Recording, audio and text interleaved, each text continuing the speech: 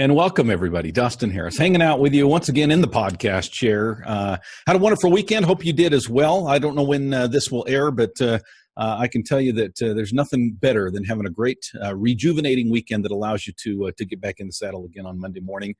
As of this recording, it is Monday morning, so I hope that you are being productive in whatever you are involved in today as well. Can't wait to introduce you once again to our returning guest, but first want to remind you that we are sponsored by three great companies, companies that have been with us from the very beginning. A la Mode is one. A la Mode has been there for appraisers for over 30 years, been there for me as an appraiser for over 20 years, and been on my podcast for over 3 years. Thank you, A la Mode. We will talk more about A la Mode and why you should be using it in just a few minutes, but you can go to 800 A la Mode, call 800 A la Mode, or go to alamode.com for more information. Another company that I've had a long-standing relationship with is DATAMASTER. Thank you, DATAMASTER, for sponsoring the program from the very beginning. DATAMASTER, folks, will allow you to do more with less. How about saving 30 to 60 minutes per report every time you do an appraisal? That's what DATAMASTER will do for you. Check them out at DATAMASTER. freetrial.com/coach. Once again, it's datamasterfreetrial.com/coach. And finally, we are sponsored by Working RE Magazine. Working RE Magazine is the magazine that you should be going to on a regular basis, both in the print and the online version, to get more information about what's happening in the appraisal profession, to be right on top of the profession that you have chosen to be a part of. Again, it's Working RE Magazine. That's Working RE, as in Working Real Estate. .com. Well, folks, he's been on many times. He gets high praise and adulation every time he comes on because he is a very knowledgeable man, very fun individual, a friend of mine, Mr. Tim Andersen. Welcome back to the program, my friend. Dustin, thank you. It is great to be back with you, and I'm glad you had a good weekend. That's wonderful. My best, as always, to your family. Thank you. Thank you so much. Might notice a little different background for Tim this time, and he's always full of surprises. So I appreciate Tim being willing to come on and share some knowledge with us today. You know, Tim, you reached out to me a while back, and I love this about you. You're very let's say you have the finger on the button of what's going on in the appraisal profession, and specifically with regard to appraisers. And sometimes we as appraisers, and I'm guilty of this, we get in this mode, if you will, of thinking we know it all, or at least thinking we know something. I know on a regular basis, I get in this mode of just kind of going through, taking maybe what I learned 20 some odd years ago and applying that to my day-to-day and never really being challenged on that. This is the way my mentor did it, and this is the way his mentor did it, and seems to be the way my peers do it. And I go to appraisal classes and I hear, some of the similar things that I learned that are being done. And sometimes I wonder, Tim, if we step back as appraisers once in a while and question the way that we're doing things and making sure that it's right. And this is what I like, folks, about one of the things I like about Tim, besides the fact that he's just a nice and handsome guy, is the fact that he sometimes challenges me and says, "Hey, Dustin, have you ever thought of this way? Have you ever looked at this from a different angle? Maybe put on a different paradigm glass, if you will, and looked at it through this direction." One of those things, Tim, is arm's length transactions. We think that as appraisers, we have our finger on the button, if you will, that we understand what this arm's length transaction thing means. And sometimes we don't, right? Dustin, as with many of areas in real estate appraisal, we tend to think we know what's going on, and we tend to think that because we probably do, frankly. Okay. But there are sometimes subtle areas in which we need to make sure that what we know to be absolutely true and correct really is. Okay. Because sometimes it's not. And the concept of an arm's length transaction can fall into that category of, well, of course I know what an arm's length transaction is. I've been in this business for 30 years, blah, blah, blah. And maybe we don't fully comprehend what an arm's length transaction is. Okay. Before we dive into the quote-unquote official definition, let's just, in fact, I'm just going to give it, I'm going to play the part of the dumb appraiser today, if that's okay. I'd rather do that, but go ahead. It's easy for me. It's typecasting, as they say. You know what? Let's not use the word dumb appraiser. Let's use the word ignorant appraiser, and ignorant in a positive manner. If you look up the definition of ignorant, it's not negative. It just means you don't know. You don't know what you don't know. And so I'm going to play that part today, if that's okay, and tell you that, if you would ask me, Tim, what an arm's length transaction would be, I would say it would be one in which the buyers and the sellers, are motivated traditionally, if you will, in the marketplace, that there's no coercion, that there's no bias, there's no relation, that it's a typical market transaction. Would I be far off when I use that definition? Well, Dustin, my question to you would be, why is it that you believe that?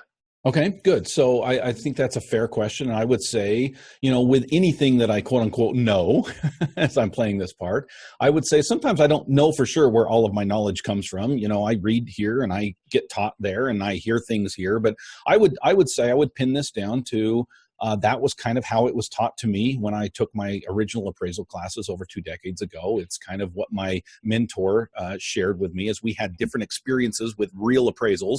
He would say, no, this is an arm's length transaction and this is not, and here's why. And so that's kind of where that definition for me has developed over the years. In logic, in the science of logic, there is what is called begging the question. Okay. And to beg the question means to reason from a premise that you assume to be true, but yet you have never proven it to be true. Okay. So let's go back to arm's length transaction, the concept of an arm's length transaction.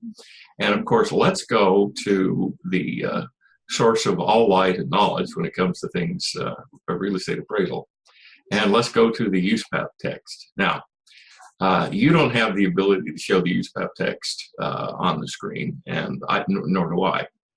But if you were to go to the USPAP document and look up the term arm's length transaction, you would be at it for hours and hours and hours. And the reason is because USPAP does not define what an arm's length transaction is. Okay. And I think, I just want to pause there for a second because I think some appraisers would be a little bit surprised at that would kind of be their source, if you will, to go to when they're looking for that definition, but it's not there, you say. USPAP does not have a definition of an arm's length transaction. Or excuse me, let me rephrase. USPAP does not have in its definition section a definition of an arm's length transaction. Right. Fannie Mae, the other ultimate source of all knowledge for things real estate appraisal. The vice source, right? Yes, exactly. Also lacks a definition of arm's length transaction. Now that's a shock to me. Now, honestly, the first one I was kind of playing a role a little bit. I know it's not in the definitions, but you're telling me Fannie Mae doesn't have a definition either?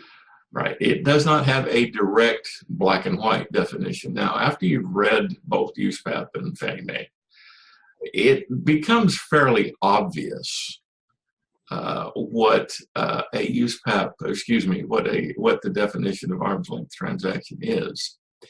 But the definition that the appraiser can synthesize from those two sources might be insufficiently complete, might be insufficiently general, might be overly precise. And of course, you and I both know that one of the things that real estate appraisal isn't is precise. Okay. So let's take an example, and Dustin, I'm just throwing this out to you, not to be provocative or not to put you on the spot. But let's take a situation where you receive the order to appraise a duplex. Okay. And it says right in the order that the tenant, one of the two tenants in the duplex, is buying the duplex. Okay. Now, knowing nothing more than a tenant is buying the duplex and nothing more than the contract purchase price, would you, knowing nothing more than those two facts, would you conclude that a tenant buying a property in which he or she was one of the two tenants was an arm's length transaction?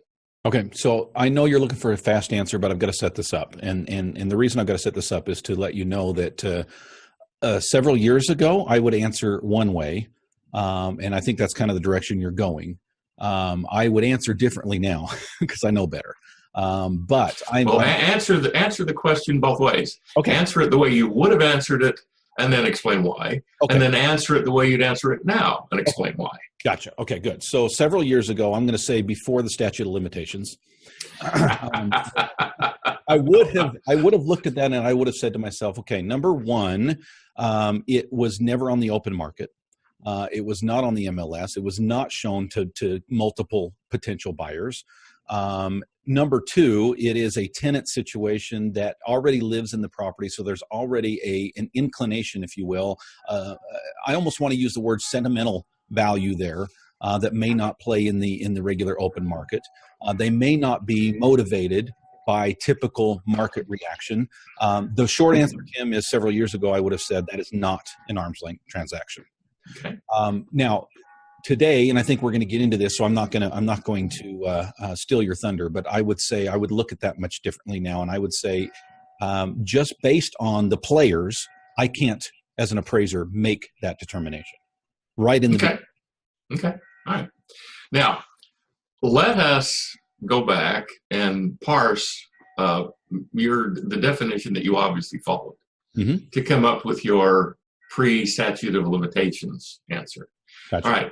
Number one, you indicated that it was not listed on the open market. Correct. Okay. Based on the facts that I had in my setup, how and why did you determine that to be true? Well, I guess I was making a bit of an assumption there. Okay, you're making an assumption. Okay, all right. But I would say in most of those cases, you've got a situation where, maybe they're in a rent-to-own situation. Maybe they're, you've got a tenant that's in the property, whether it's a multifamily or not. I see this a lot with single families. It's very obvious that the individual meeting me there has been a tenant for several years, and now they're in the process of buying the landlord out. So in a lot of those cases, they do not hit the open market. It's a private sale. Okay. Now, would it be possible that, and this was not in my original setup, I agree. Would it be possible the fact that this particular tenant and the particular owner have been chatting very informally about this potential purchase and sale? Does that qualify as being exposed to the open market? Because the seller is obviously talking to somebody about it. Okay. No, that changes things slightly, but I'm going to emphasize the slightly. I'm still going to say, again, pre-statute of limitations, I'm going to say it's still not arm's length in my mind. Okay. All right. Pre-statute of limitations. Okay. Now, let's take a look at the situation of the motivation of the parties. Given the fact that the two parties have been talking about the situation for a year-ish, okay, does that put either of the parties in a situation where one is under other than typical market forces and influences? I'm going to answer that there's actually two things that come to mind, Tim. First of all, I'm going to say if they've been talking about this for a year, a potential buyer, whether they be a tenant or not, would be a complete idiot, if you don't mind me using that phrase, to not. It's your show, Dustin. You can use whatever phrase you want to. I think this individual would be insane to not at least look around and see what the opportunities are. They're not locked into this purchase. There's that part. In other words, is part of the exposure the ability for this particular buyer to take a look at other options out there, the law of substitution, if you will. I would say that would have happened in the year leading up to this opportunity. The other part of this is sometimes we have to consider that, especially with a rent-to-own situation, that a lot of the time you find the contract between the landlord and the tenant to actually have some type of escrow escalation throughout the process of that tenant term that would allow them to have something in escrow that, number one, they're going to lose if they don't buy that particular property. And I think that's got to play into that decision as well.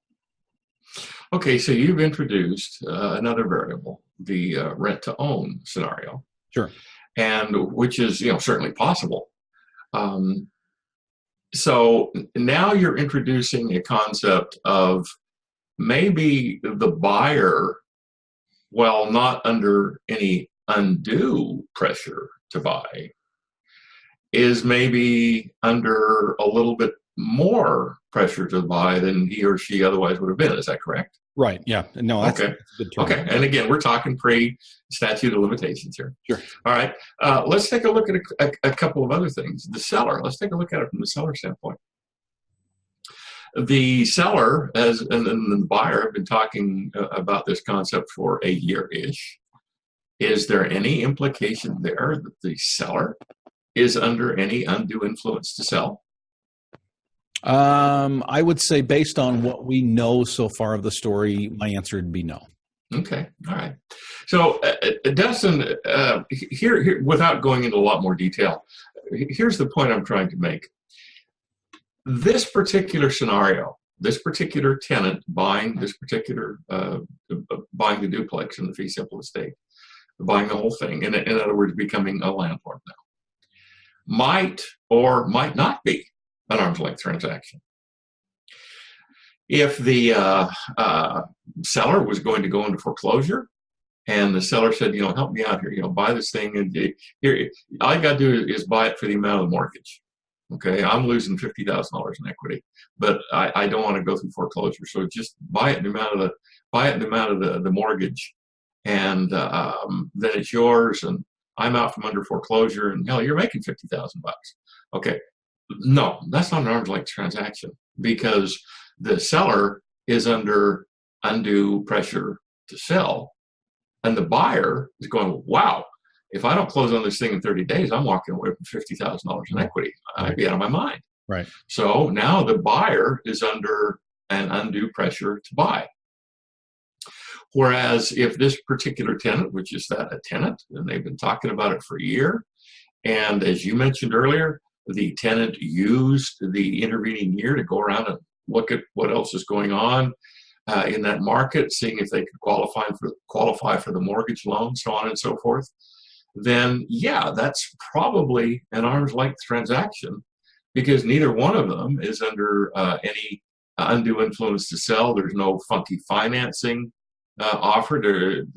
Somebody is going to get cash at the closing table, and someone is going to walk away from a problem. The seller is going to walk away from a problem. The buyer is going to get, in the fee simple estate, a perfectly viable income producing property. So under those conditions, it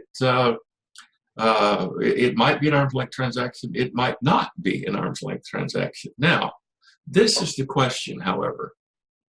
Who determines, in light of whether it is a comparable or not a comparable sale, who determines if it's a comparable sale? Or excuse me, who determines if it's an arm's length transaction?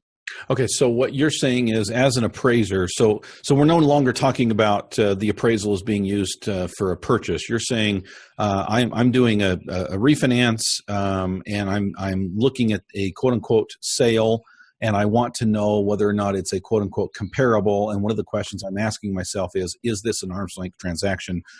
Am I setting this up right? So yes. Your question is, who determines that? And I would say yes.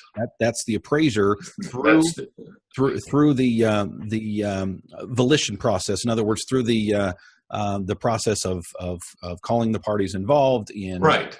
In determining, not just looking at the MLS itself, but really finding out the details of the sale. That's why we check on sales, and that's why we try to find out what actually happened here. Right, exactly. And the point I'm trying to make is there really isn't a mechanistic system to follow. If you know what a decision tree is, yes, there is a decision tree you can follow. But the point is, it still comes down to, you call the buyer, you call the seller, you look at the purchase and sale agreement, you look at the past rent, you look at all the stuff that you would look at as if you were going to use this as a comparable sale to determine if it was an arm's length transaction. Now, you may not like it. I, however, may think it's just lovely. Therefore, you would choose not to use it as a comparable sale because your conclusion is it was not arm's length. Whereas I concluded, yep, it's arm's length because the parties weren't related. There was no undue pressure on either of the parties. Obviously, the seller exposed it to the market for at least a year because he's been talking to the buyer, or the tenant, about it for at least a year. So I would look at that, and given this particular situation, I would say, yes, that was an arm's length transaction. Now, let's screw things up totally. Okay. All right, 10 years from now. All right, your oldest child comes to you and says, Dad, we, meaning your oldest child and the spouse, want to buy one of your rental properties. Okay. We want a place to live. Will you sell us one of your rental properties? Okay. Now, you as a seller, or go, oh, well, of course I'll sell you one of my rental properties, and I'll sell it to you for the outstanding balance of the mortgage, and blah, blah, blah, blah, blah. We want you to have a home. We want to see our grandkids, et cetera, et cetera, et cetera. Okay. I don't think anybody particularly would argue with under those conditions. No, that is not an arm's length transaction. Whereas you said, okay, oldest child, so that I don't bring the IRS down on me, so as to avoid minimalization of capital gains taxes, et cetera, et cetera, et cetera. Yes, I will sell you this property, but we will have it appraised. We'll get 3 appraisals. You'll pay for one, we'll pay for one, and then the 2 of us will split the cost of the 3rd one. We'll delete the low appraisal, and then you'll pay me and then we'll look at the other 2, and we'll average the other 2, and you'll pay me that as a purchase price, and you'll give me 10% down, and you'll finance the rest of the bank, and then at closing, I'll give you a hug and congratulations, and we'll walk away from this because this is completely business. Now, is that an arm's length transaction? Boy, that's a great question, Tim, because I'll tell you, back years ago, I would say if you're dealing with a family situation, that is a cut and dried no-brainer. That is not an arm's length transaction when it's a family member. But the way you just set that up, I'm starting to question that. Well, see, that's the point. And I raised the issue because that's basically what happened in my own family a number of years ago. And my father sold my son one of my father's rental properties. So my son and his family could stop renting and have a place to live. And basically, that's what they did. And my father had to take a look at it from his tax standpoint. He had to take a look at it from an estate standpoint.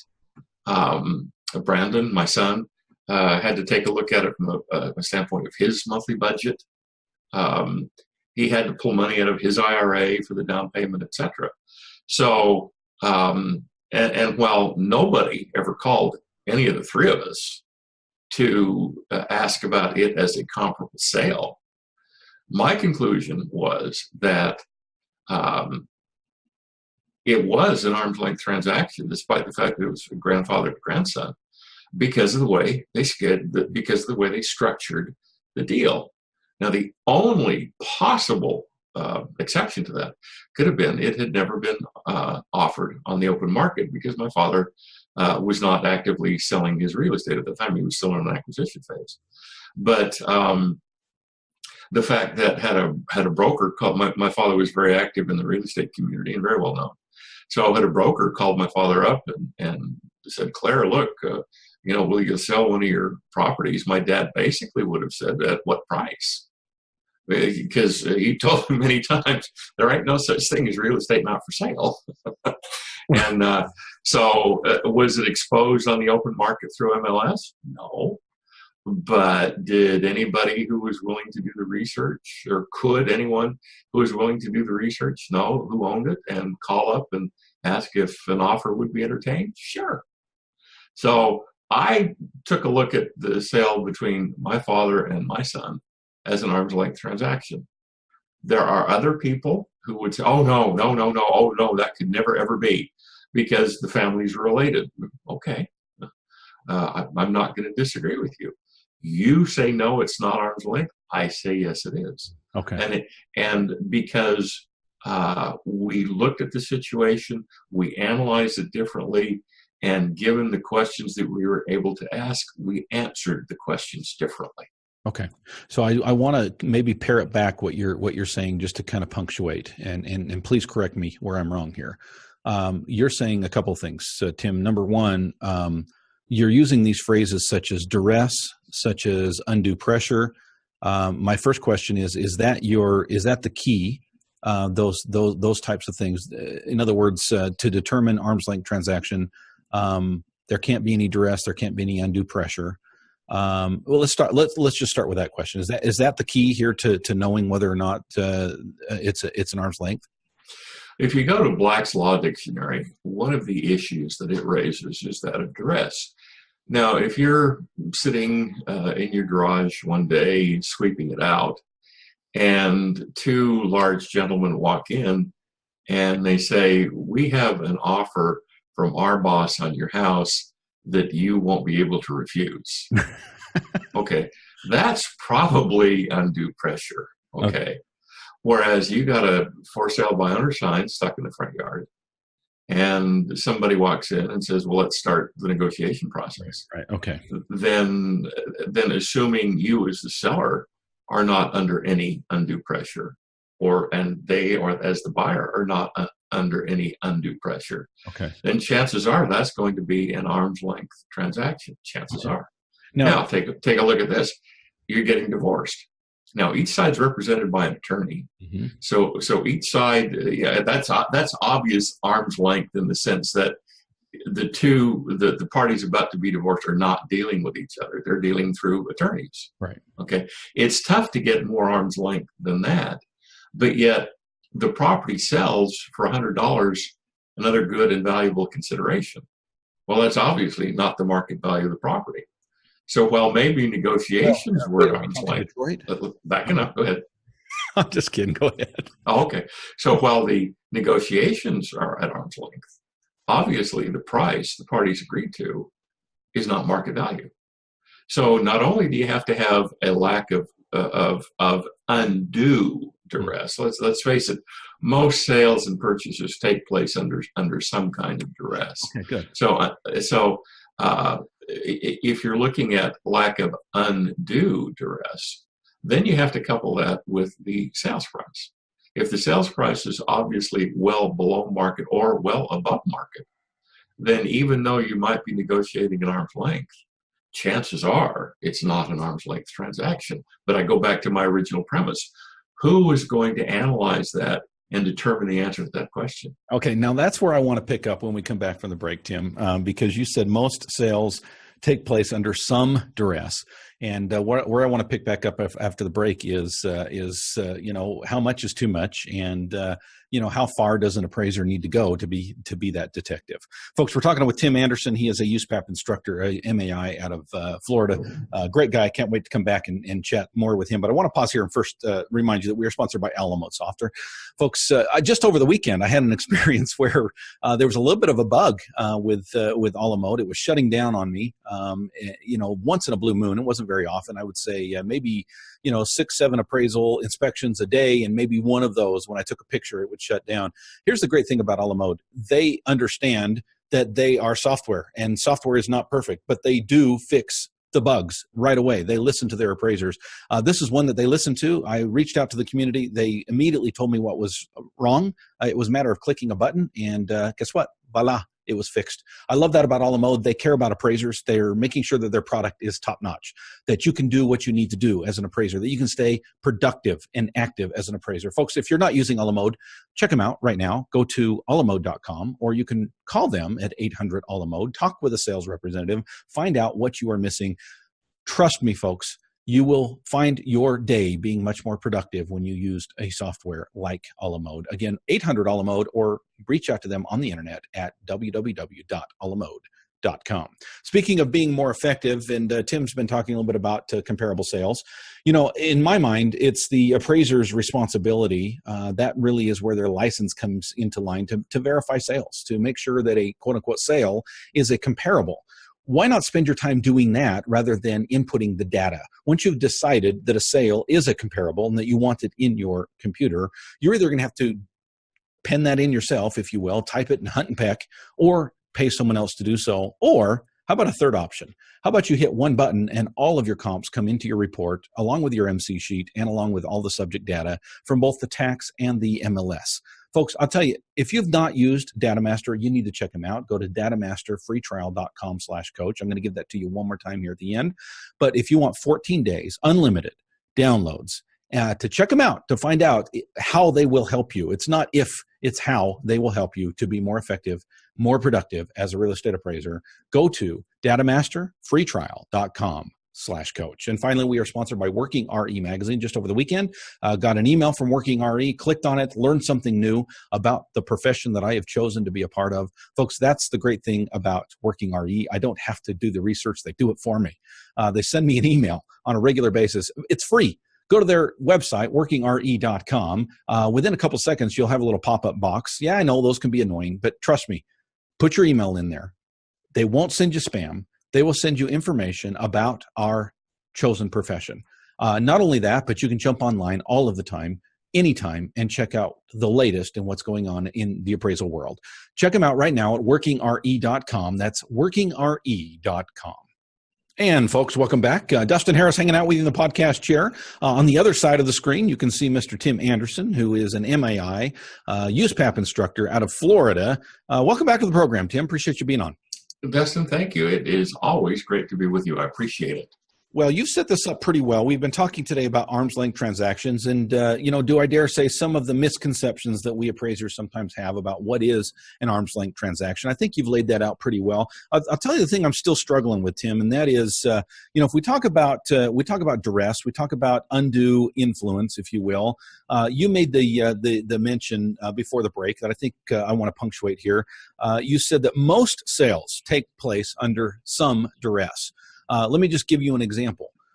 You've got a husband-wife situation. They've looked at 30 sales. They walk into a property and, let's say that the wife just falls in love with this particular kitchen. Is there now duress in that sale because, husband here, and I'm being very stereotypical, and I apologize for that. Let's flip it. The husband falls in love with the kitchen, and the wife controls the checkbook. And she, what's that? I saw you roll your eyes, Tim. See, I've got 4 kids. I catch those things, right? So is there duress now? You've got somebody that's fallen in love with a particular feature. So are they thinking clearly? I don't want you to answer that question. I'm just trying to set this up in such a way. I think you were right in saying there's some duress in every single sale. So my question, first of all, Tim, is how much is too much? What's the line? Dustin, back when I was a real estate broker, one of the first things I learned was you sell to the wife, not to the husband. He pays for it. She buys it. Okay. Times are changing, Tim. Times are changing. And you and I both know, Dustin, that the groom has absolutely no purpose at a wedding. You show up, you stand up, you pay up, and you shut up. And that's basically as it will be for the rest of the marriage. Now, how much is too much duress? Well, I remember a number of years ago, my parents built a home. And a beautiful home, custom made. My father was a builder, custom designed, just a beautiful, very family-oriented home. And they gave a party one night, and about 3 or 4 days later, one of the attendees of the party called my father up and wanted to come chat with him. And, okay, come on over. So they were sitting, and my dad asked me to be there. He wanted a witness. And so I'm listening to this, and basically the guy sat down. The guy's name was Eli. My dad's name's Claire. And Eli said, Claire, my wife wants your house. And my dad looked at him. My dad, bless his naive heart. He looked, well, Eli, thank you. My house is not for sale. And he looked at him and he leaned forward. He put his hand on my dad's knee and he said, Claire, my wife wants your house. And then it hit my dad. And he goes, oh, okay, hang on a minute. So he goes into my mother. And they talk for a little while, and my dad walks back in the room and quotes this guy this utterly, completely, totally outrageous price. And the guy goes, okay. Oh, my word. That is not a true story. Are you serious? That's a true story. Oh, my word. Okay. Now, was he under undue pressure to buy? No. You bet your tuckus he was under undue pressure to buy. And there was no way he was not going to buy that house. Mm-hmm. And as soon as my dad walks back to my mother, and my mother's jaw drops. I can't hear her, but I can see her say, "What?" And they 30 or 90 days later or whatever, they sold the house, and everybody was happy. Wow. But yes, we're all under some undue pressure. For example, Dustin, you get transferred, okay, and you move down to Phoenix, and you've got a rate lock for 30 days.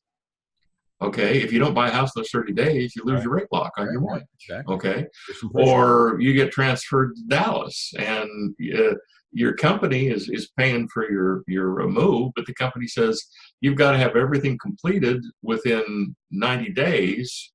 Otherwise, we won't buy your house in Idaho, so you can buy the house in Dallas. Mm-hmm. Is that undue influence? Well, that's common when the relocation company buys your house. Right. So yes, there is always influence on the side of the purchaser or the seller. So what we have to do is part of our job as appraisers is to go through the situation, to confirm the sale, to confirm the details of the sale, and determine if this was just common, everyday, standard influence, or if it was undue influence. And I go back to my original premise. It's our job to analyze the transaction and then make a decision. Is this arm's length or is this not arm's length? Because each situation, each transaction is going to have its own set of components, and we have to decide based on those components whether it is or is not arm's length. Now, Tim, there's two places that I can think of right off the top of my head that an appraiser has to make this determination. One of them being, as you pointed out, the comparable, and really we're deciding whether or not it is comparable. Part of the decision whether or not a sale is a comparable is to determine whether or not it's an arm's length transaction, right? Right. Okay. Right. So there's that side, and then the other side is if we're doing an appraisal for a purchase and it's on a Fannie Mae form, we've got to make that determination on the sale itself because we're asked the question: is this an arm's length transaction? Yes or no. There's no kind of. We have to say yay or nay on either side of that.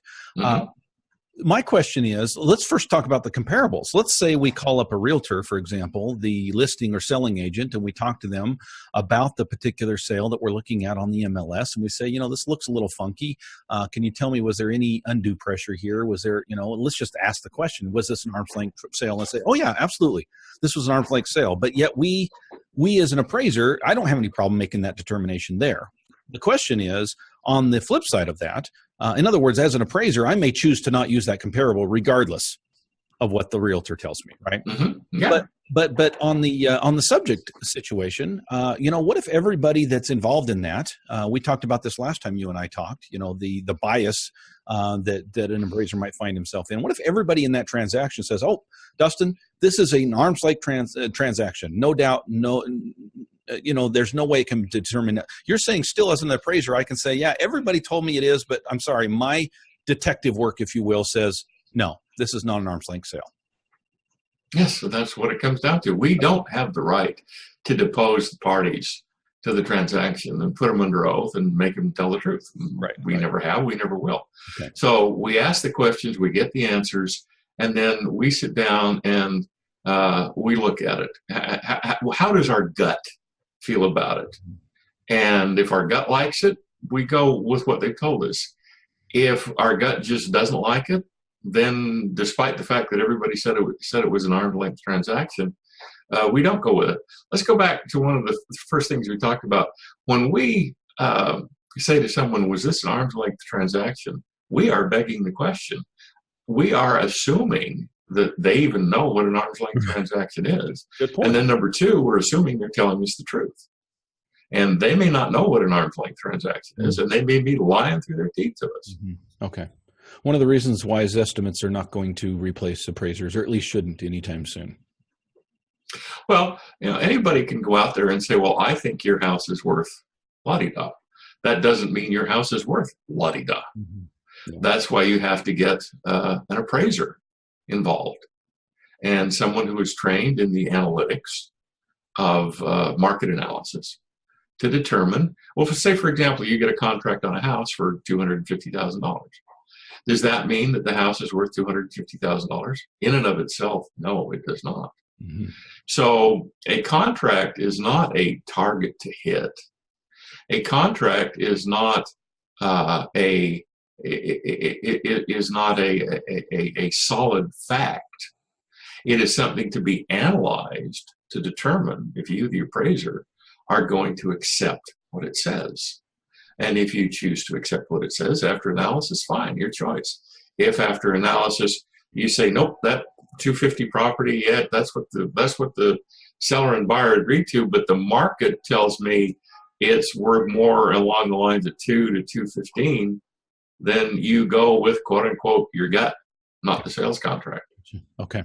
When I was young, Tim, my mom used to read me stories. I remember specifically Aesop's fables, and she would sometimes turn to me before she turns to the last page, and she would say, so, son, what do you think the moral of the story is? So, Tim, what's the moral of the story today? Most parents need to read more Aesop's fables to their children. I love it. Dustin, it comes down to basically one item. Number one, or excuse me, it comes down to one concept. One of the components of that concept is it's our job to analyze the market, whether it's analyzing comparable sales or it's analyzing a purchase and sale agreement. Then once we have engaged in those analyses, it's our job to determine if we are going to use a comparable as a comparable, or if we're going to use the subject contract as a comparable. And then the final element, the final component is, once we have analyzed the market, where within its extremes are we going to conclude a value? Yeah. Excellent. I think it's important to punctuate here at the end, Tim, that sometimes we as appraisers, I know I've been guilty of this in the past, as I've set up earlier, sometimes we look at the parties involved and their relation and make a determination whether or not that's an arm's length transaction just based solely on that. And you've taught us all here today that that's not the only thing you look at. In fact, that's not even the main thing you look at. Yeah, you've got to look at the overall concept. And then as you look at the overall concept, you're going to say things, well, okay, were the parties related? Well, if they are, okay, that's a pretty good indication it's not an arm's length transaction, but it's not the only indication that it is or is not an arm's length transaction. And something that you and I have pretty much ignored here, and more or less on purpose, is the financing end of things. Does the financing create what is not an arm's length transaction? And most appraisers will agree that financing affects price, but relatively few will buy into the concept that financing affects value. And we could address that on another occasion. But the point is, value, what we determine to be market value, is made up of a series of sales prices. So if financing can affect price, then over time, yes, it can and does affect value. Tim Andersen, super smart guy. Thanks for being on today. I appreciate it, Dustin. Thank you kindly. And again, my best to your family.